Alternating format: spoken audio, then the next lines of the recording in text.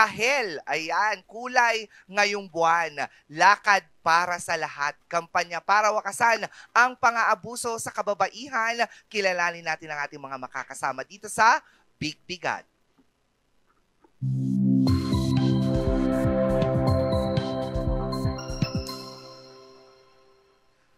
Ayon lang at kasama natin ngayong umagang ito si Dr. Elizabeth Batino, isang OBGYN. Yes.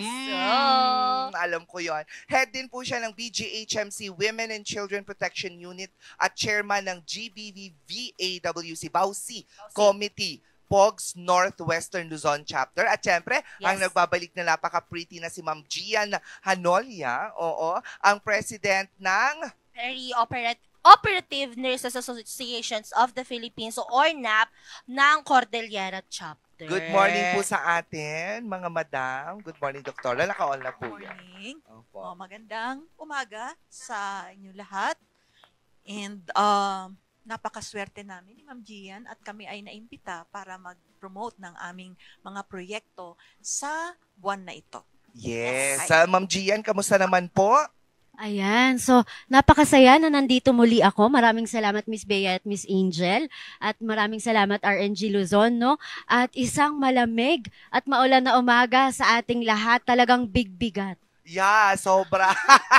At big bigat din dahil nga dito sa advokasya ng magaganap na lakad para sa lahat. This is for a campaign against yung pagwawakas ng abuso para sa mga kababaihan. Bakit po natin naisipan na gumawa ng ganitong event?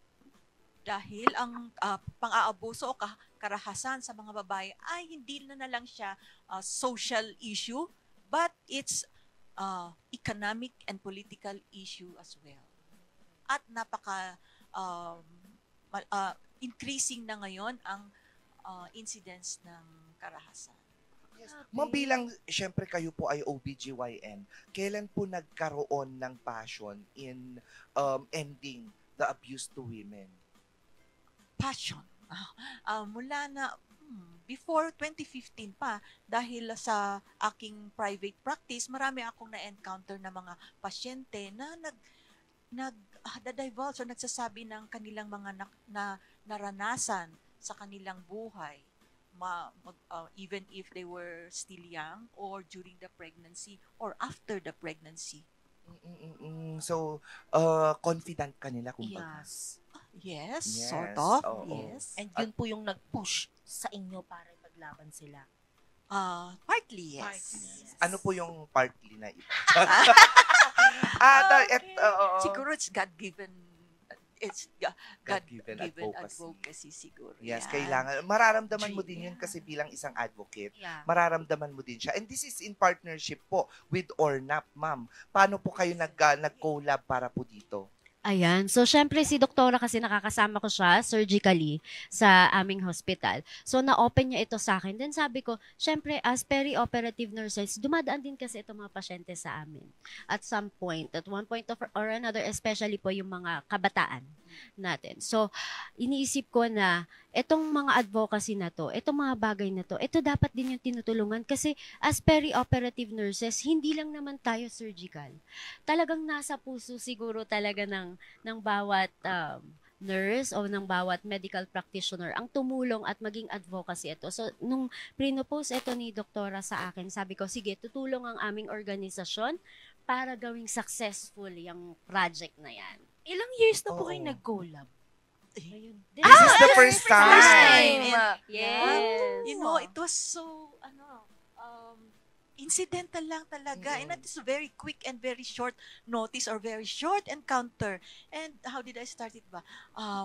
Sabi ko, sino kaya ang kuan? I have a project. Sabi ko ganon. And then, sabi niya kaagad, oh yes, doktora, that very moment, nakakagulat. And then she already mentioned about the different agencies na kanyang pwedeng itap. Sabi ko, timing na timing talaga, sabi ko. And I did not even expect na makikilala ko siya. It was my first time talagang ma-encounter siya sa OR with all those people around bigla lang talaga. So, very timing. Yeah, you can Yes. say that it's destiny. Yeah. The stars wrote it Wrote it for for you. you. Diba? It was written in the stars. Diba? Pero sa dinami-dami po ng mga activities, no? Kasi usually, pag mga ganito, Zumba, Yeah. or hindi naman kayo, mga seminars, mga ganon. Ganon. Oo, Totoo. or yung para lang mag-disseminate ng mga informations. Why walking? Let's walk. Okay.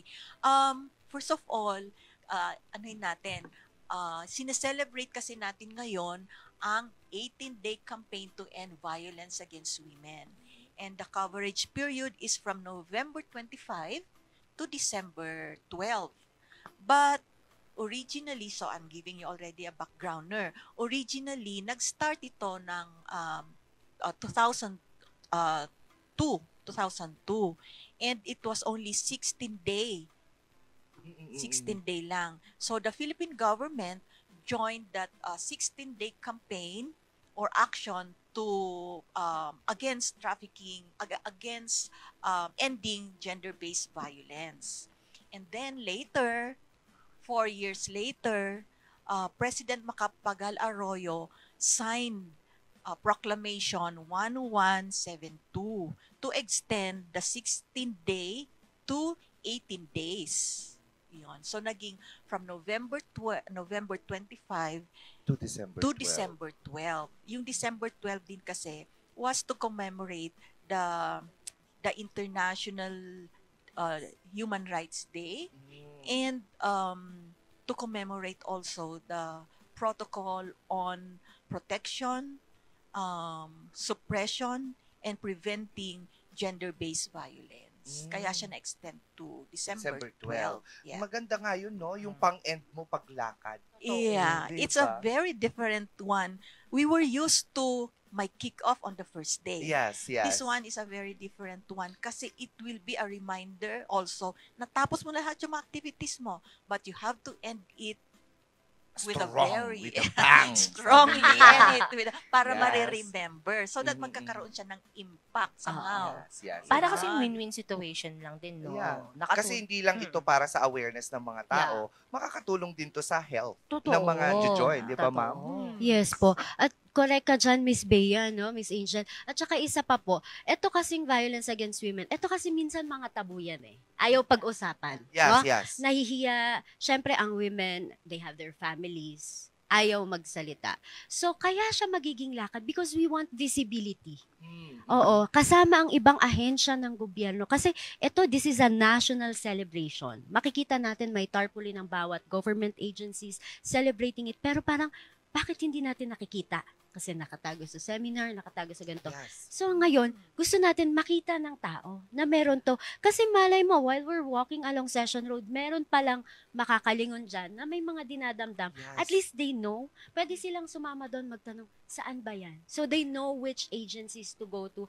Makakapag-ask sila ng help. Because those are, small steps in order for them to be aware, not just aware na, may mga agency na pwedeng makatulong sa kanila. Kasi this has been a very long, loud secret already. Yes. Yes, ma'am. Increasing kasi yung cases. Oo. Increasing po, no? Oo. In a sense na increasing siya and yet merong unreported and underreported. Oo. Yun nga rin yung nabanggit sa atin ng kapulisan. Last Oo, time. nung last time na meron tayong nakausap din. At maganda at hindi lang iisa yung ahensya na Totoo. tumutulong sa mga naaabusong mga kabataan at mga kababaihan.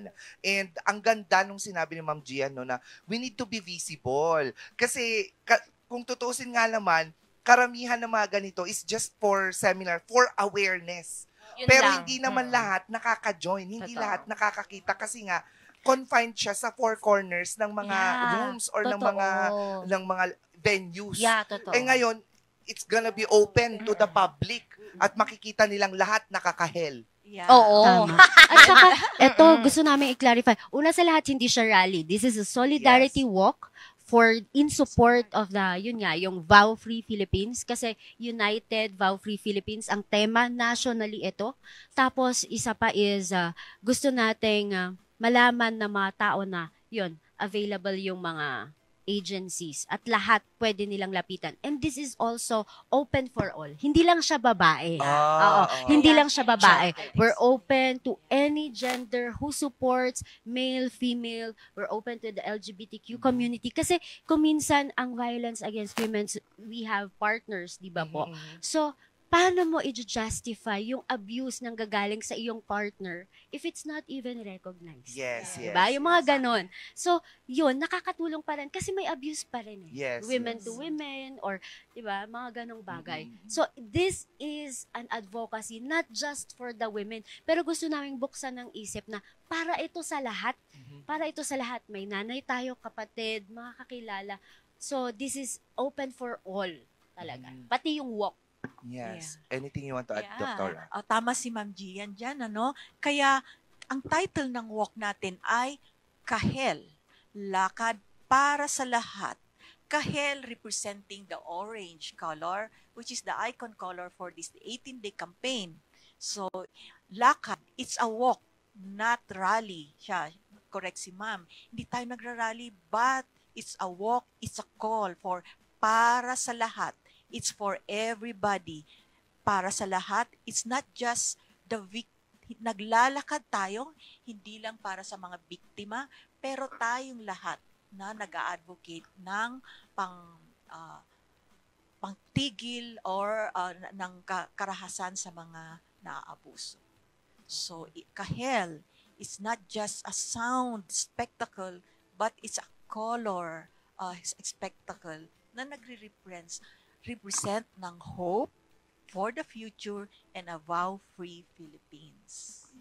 Yes, yes. Ito nga yung sinasabi niyo na po natin na para sa lahat. Pero may nagtatanong kasi, paano naman daw sa mga kalalakihan? Again, sabi nga natin, yung mga naabusong lalaki, meron din na araw para sa kanila. Ito kasi specifically abuse against women. Ito yung buwan na to ngayon. Pero meron din naman sa iba, no po?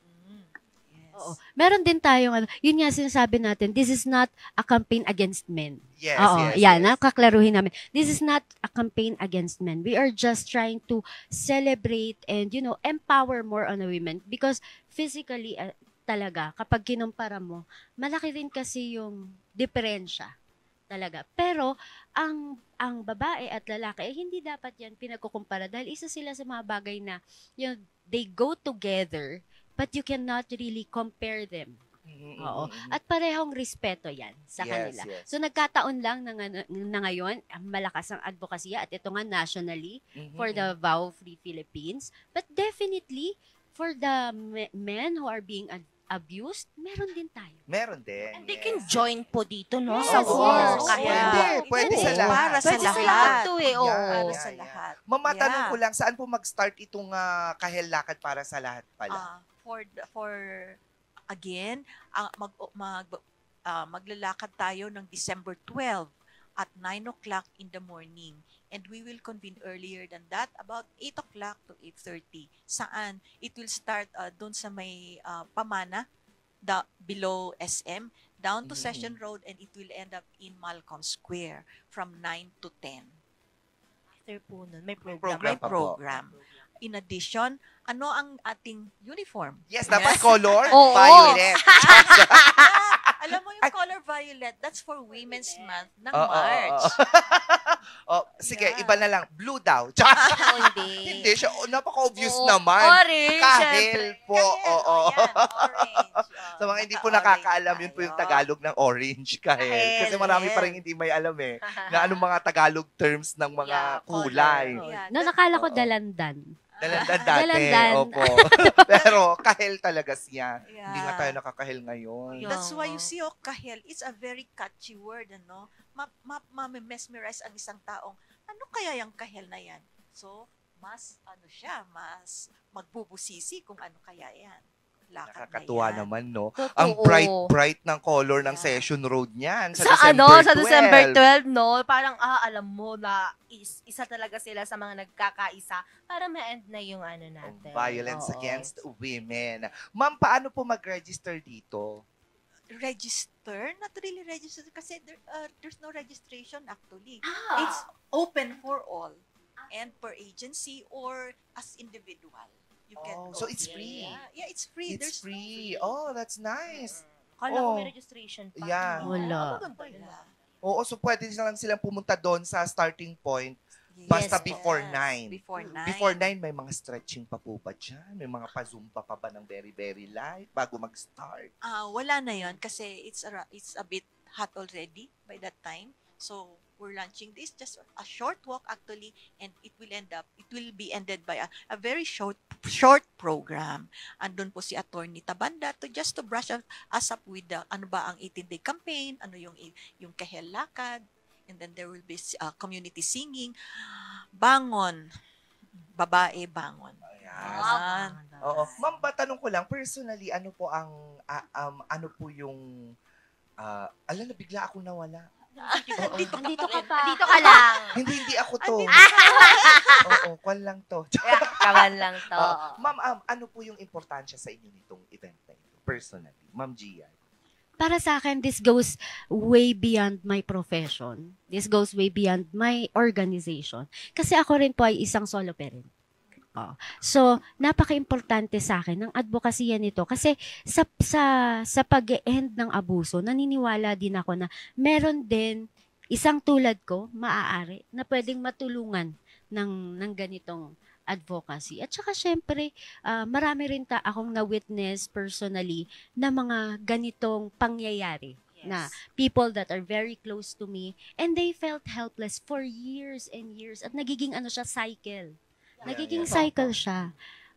So, dun ko nahugot yung, nung sinabi nga ni Dr. Okay, we will join. We will go. Agad-agad, no? Walang question. Babae para sa babae, babae lumalaban para sa kapwa babae. Ganyan tayo ng mga kababaihan. Tama. We have to stand along with each other because Yes. tayo ang nagtutulungan mga babae. Oo. Yes, Let's do go. this. Laban para sa mga Kababae. katulad namin kababaihan. Oo. Ma'am, kayo po, personal, ano po ang, ano po masasabi niyo? It's an advocacy. It's an advocacy. Yan. Dahil ako ay isang OB-gynecologist, marami nga akong na-encounter na abuso. So, also being the head of the Women and Children Protection Unit, araw-araw meron kaming na-encounter na mga naabuso. So, araw-araw meron 3 to 4 or even more than 4 in a day. So, the latest na sinainan ko na statistics, October was already 107. Pumapalo na tayo sa 107 or 100, close to that na, 100 or minsan nga 107, ganun, or more, a little more than that, per month. So, kung, mo yun, i-average mo in a day, 3 to 4 or 5. Yes. So, mas maraming naabusong mga adults, physically, and in children, mas marami tayong form of abuse is the sexual abuse. Araw-araw po may mga domestic or intimate partner violence tayong na-encounter. So, this is for me an advocacy. Ang impact nitong kanito ay mas marami tayong ma-enggan yung mga naaabusong kababaihan to come out in the open. That violence is no longer an issue behind closed doors. Yes, They should come out like that.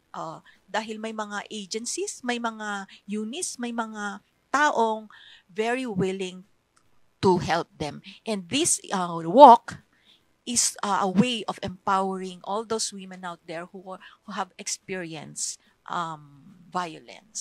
Yes Totoo yan. naman. Oo. Ma'am, again, imbitahan po natin ang ating mga viewers para po dumalo dito sa Kahel Lakad para sa lahat sa darating na December 12 po.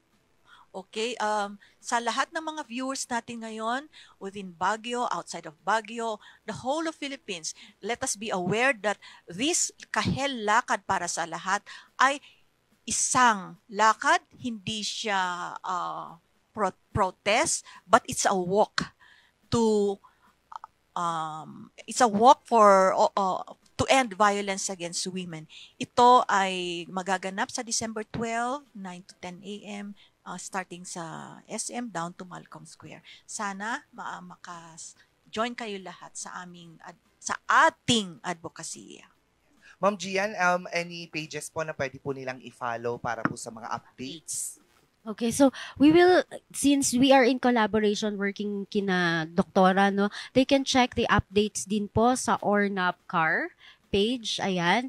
Ipopost po namin doon lahat ng updates regarding the details regarding po dito sa lakad na ito. At syempre ngayong umaga din inaayanayahan na namin lahat po ng agencies, ahensya, private or public agencies to come and join us on December 12 para sa lakad na ito. It will be open, walang registration fee. You can come there or you can message our page prior to that, or you can message me personally on my social media pages para maka-join kayo, and it will be open. Open po ito sa lahat because the more people who are joining, The mas- merrier. Yes. Yes. The more, the merrier. So, ma'am, pwede po kapag kunwari napadaan lang sila o may nakita lang nilang may nagmamarcha, naglalakad, pwede po silang pumasok sumingit. agad. Oo. Yes. Kahit hindi nakakahel. Pwede. Mas maganda pag Oo, nakakahil. Oo. Ayan. Make sure po ha, Oo. ang damit po natin ay kulay kulay kahel. kahel. Kahit mag-gown ka dyan, kahit bathing suit, kahit Oh ano my yan, basta kahel. Kahel. Hindi.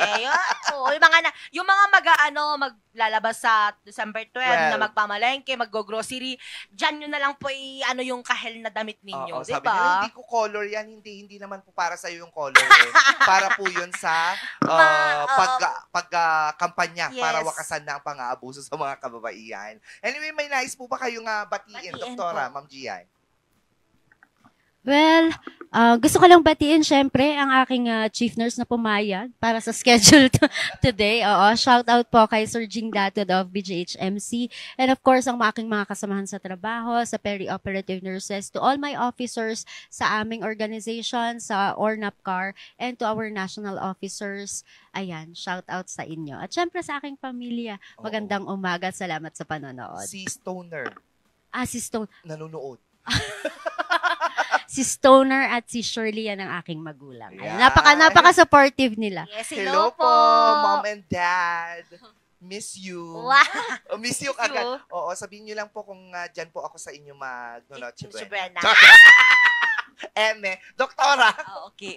Una sa lahat, gusto kong pasalamatan ang aking, kung saan ako nagbibilong sa organization ng POGS Region 1 Society, or Region 1 dati kasi siya, Northwestern Luzon ngayon.